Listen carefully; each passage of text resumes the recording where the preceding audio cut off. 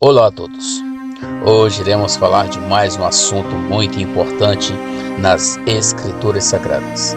E no estudo de hoje, iniciaremos uma série de estudos, que é o caminho para ser santo, é ter a vida de Cristo. E esta série começaremos com duas perguntas. Como viver neste mundo sem praticar o pecado? É possível ser santo neste mundo, ou é mais um engano deste mundo para que nós nunca alcancemos a verdade com relação à vida eterna? E como de costume, iremos ler o nosso texto base para a compreensão de nosso estudo, que é 1 Pedro 1, versículo 13 ao versículo 16, que diz: Portanto, cingindo os lombos do vosso entendimento, sede sóbrios e esperai inteiramente na graça que se vos ofereceu na revelação de Jesus Cristo. Como filhos obedientes, não vos conformando com as concupiscências que antes havia em vossa ignorância, mas como é santo aquele que vos chamou, sede vós também santos em toda a vossa maneira de viver. Porquanto está escrito: sede santos, porque eu sou santo. A palavra é clara quando diz que devemos ser santos em todo o nosso modo de vida. Mas o que é ser um santo de acordo com as Escrituras? A palavra santo em hebraico é o mesmo que kadosh, e esta palavra kadosh tem um significado ou um sentido de algo que foi cortado ou separado, ou seja, o sentido desta palavra santo significa algo ou alguém que foi separado. Como já sabemos o significado da palavra santo, que é separado, agora precisamos compreender separado pelo que e para quê. Mas, para isto, iremos ler Hebreus 4, versículo 12 e versículo 13, que diz: Porque a palavra de Deus é viva e eficaz e mais penetrante do que espada de dois gumes, e penetra até a divisão da alma e do espírito, e das juntas e medulas, e é apta para separar os pensamentos e intenções do coração. E não há criatura alguma encoberta diante dele, antes todas as coisas estão nuas e patentes aos olhos daquele com quem teremos de tratar. Sem a compreensão da revelação de Jesus Cristo mediante a sua palavra falada pelos seus profetas e também pelos seus discípulos, é impossível viver uma vida realmente separada do pecado. Quando a palavra chama alguém de santo, ela está com isto declarando que aquela pessoa não é mais um pecador. E este é o projeto revelado através de Cristo, que tira o homem de sua condição de pecador, tornando-o santo, que significa separado do pecado. Mas, para uma melhor compreensão, iremos ler Romanos 5, do versículo 8 ao versículo 10, que diz: Mas Deus prova o seu amor para conosco, em que Cristo morreu por nós, sendo nós ainda pecadores. Logo, muito mais agora, tendo sido justificados pelo seu sangue, seremos por ele salvos da ira. Porque se nós, sendo inimigos, fomos reconciliados com Deus pela morte de seu filho, muito mais, tendo sido já reconciliado, seremos salvos pela sua vida. Todas estas colocações da palavra a nosso respeito sempre trata de uma libertação do homem de sua condição de pecador, porque esta é a verdadeira revelação de Jesus Cristo para qualquer pessoa que realmente está usufruindo de seu penoso sacrifício naquela cruz. É impossível para um pecador viver em santificação. Só é possível viver em santificação aqueles que foram reconciliados com Deus através da morte de seu Filho e purificados através do seu sangue.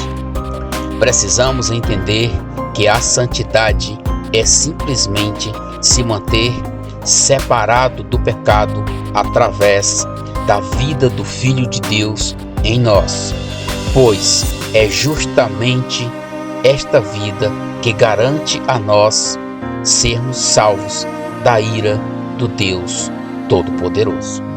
Quando alguém diz que é santo de acordo com a palavra de Deus e com tudo aquilo que está escrito, vira uma piada. Muitos, para não falar quase todos, estão em uma luta diária tentando ser santo em um corpo totalmente vencido pelo pecado. Este é o resultado da religião. É impossível viver a vida espiritual que Deus nos concede através de seu Filho em uma velha criatura vencida e escravizada pelo pecado. O homem adâmico, sem receber o nascimento espiritual que lhes foi concedido através do sacrifício do Filho de Deus e sem crer na sua inclusão juntamente com ele na cruz, nunca sairá da sua condição de pecador. Mesmo que este homem pertença à melhor religião da terra, para ele a santidade sempre será algo inalcançável. A verdadeira razão do sacrifício do Filho de Deus naquela cruz é a nossa inclusão juntamente com ele.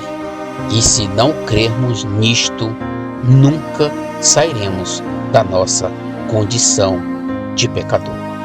É por este motivo é que o homem adâmico vive nas obras da carne, que são, e para isso vamos ler Gálatas 5, versículo 19 ao versículo 21, que diz: porque as obras da carne são manifestas, as quais são prostituição, impureza, idolatria e feitiçaria, ódio, discórdia, ciúme, ira, egoísmo, dissensão, facções, inveja, embriaguez, orgias e coisas semelhantes. Eu os advirto, como antes já os adverti. Aqueles que praticam estas coisas não herdarão o reino de Deus. Toda esta abordagem de Paulo com relação a estes comportamentos pecaminosos é para que o homem natural compreenda que se ele não nascer o nascimento espiritual, não entrará no reino de Deus, porque já está escrito: o pó tornará ao pó, mas aquele que nasceu espiritualmente, esses sim entrarão no reino de Deus, porque o Santo Espírito do Filho de Deus fez neles morada, e estes possuem em si o fruto do Espírito, que são, mas para isto vamos ler Gálatas 5, versículo 22 ao versículo 25, que diz: mas O fruto do Espírito é amor, alegria, paz, paciência, amabilidade, bondade, fidelidade, mansidão e domínio próprio. Contra essas coisas não há lei. Os que pertencem a Cristo Jesus crucificaram a carne com suas paixões e os seus desejos. Se vivemos pelo Espírito, andemos também pelo Espírito. Qualquer pessoa que pratica as obras da carne, e isto não importa que seja religioso ou não, se ele não reconhecer por meio do crer que estava incluso juntamente com Cristo naquela cruz, e ali Cristo lhe justificou através de sua morte juntamente com ele, e pela sua ressurreição Cristo lhe concedeu de seu Espírito, para que assim Cristo possa viver nele, e esta vida em nós é a única que pode produzir em nós o fruto do Espírito, pois esta é a única maneira de sermos santos. É simplesmente isto: sem a vida espiritual de Cristo em nós, não há possibilidade de entrarmos no reino de Deus, pois a vida eterna pertence aos filhos, e os seus filhos são aqueles que verdadeiramente nasceram espiritualmente. Como disse anteriormente, o homem natural é pó, e se não nascer do Espírito, ao pó tornará. Pois essa é a nossa necessidade, uma vida em santidade, que é o conserto eterno. Mas para isso, vamos ler Jeremias 32, versículo 40, que diz: farei com eles uma aliança eterna, segundo a qual não deixarei de lhes fazer o bem. Porei o meu temor no coração deles, para que nunca se apartem de mim. Sem termos certeza de nossa libertação do pecado, não há aliança eterna, porque o Cristo ainda não é a nossa vida. E se Cristo não for verdadeiramente a nossa vida, não haverá vida em santidade para nós, e muito menos faremos parte do conserto eterno, porque o verdadeiro conserto é Cristo em nós, a vida santa prometida pelo próprio Deus. Porque Cristo vivendo em nós, assim verdadeiramente seremos santos, pois este é o único caminho para sermos santos, termos a vida de Cristo.